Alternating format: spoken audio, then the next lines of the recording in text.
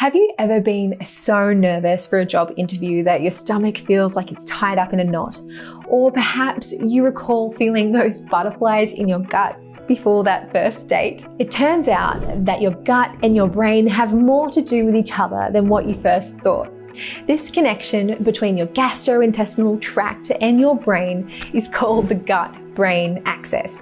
The gut-brain axis is a two-way communication pathway between the central nervous system, that is your brain, and the gastrointestinal tract.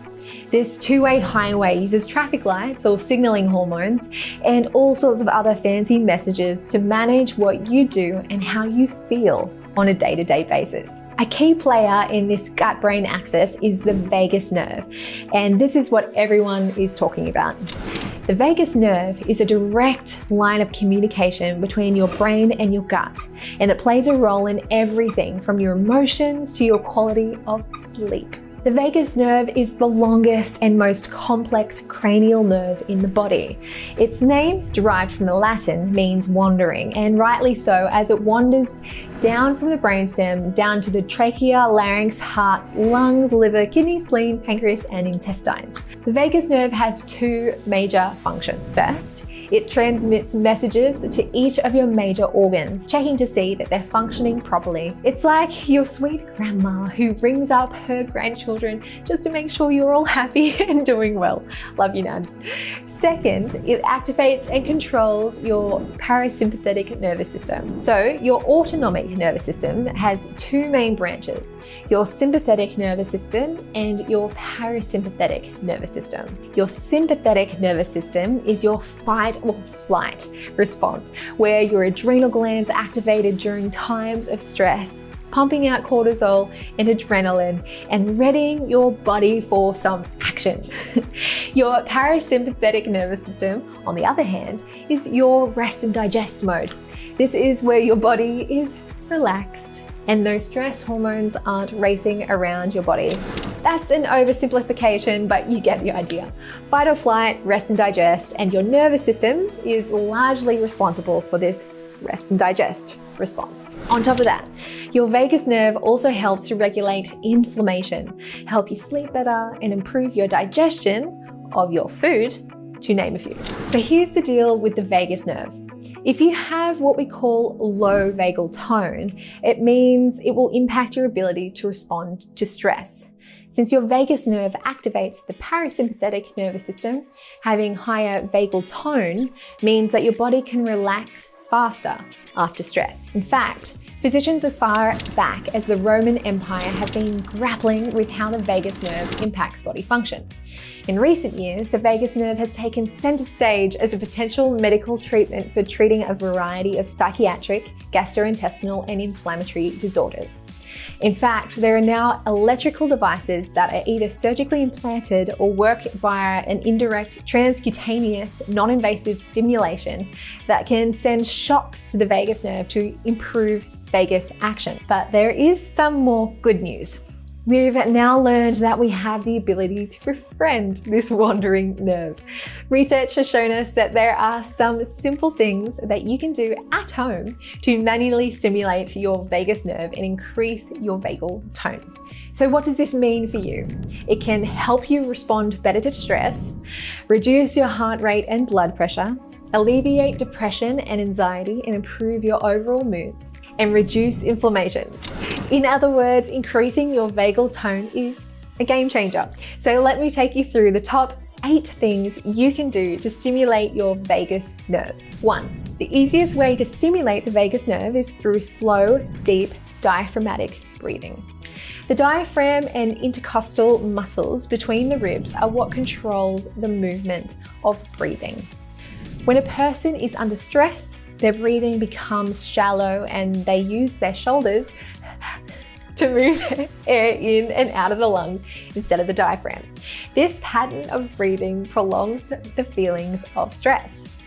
Deep breathing, on the other hand, uses the whole diaphragm and activates the parasympathetic nervous system via the stimulation of the vagus nerve. Meditation. Meditation is one of my favorite relaxation techniques, and it also stimulates the vagus nerve. Studies have found that meditation reduces that sympathetic fight or flight response. It increases vagal tone, helping you be able to respond better to the stresses in your life. Number 3, singing or humming. Singing, humming, or chanting activates the parasympathetic nervous system and the vagus nerve by actuating the muscles in the throat, neck, and lungs.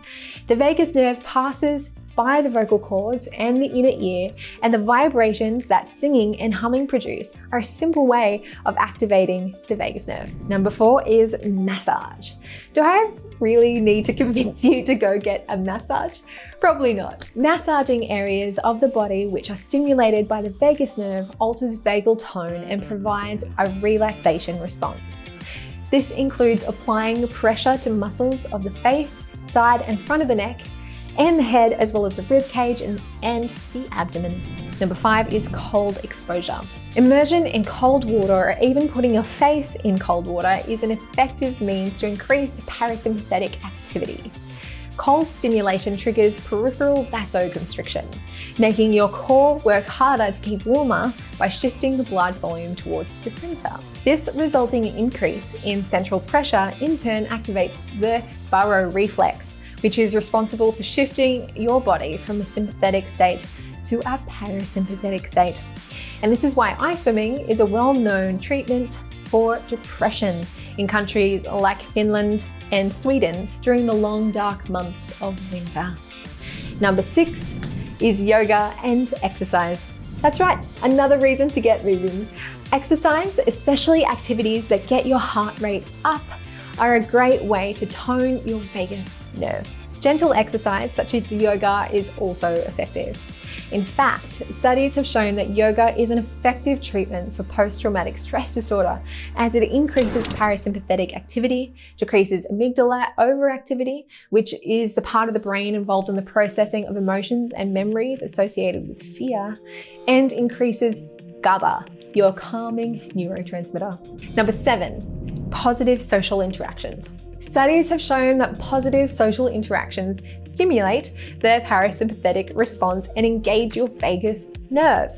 This in turn improves vagal tone and counteracts stress responses associated with fight or flight mechanisms. So get on your phone now and organize a catch up with your friends. Number 8 is probiotics. Research into the gut-brain axis has found that the vagus nerve is highly influenced by bacteria, fungi, and other microbes in your gut microbiome.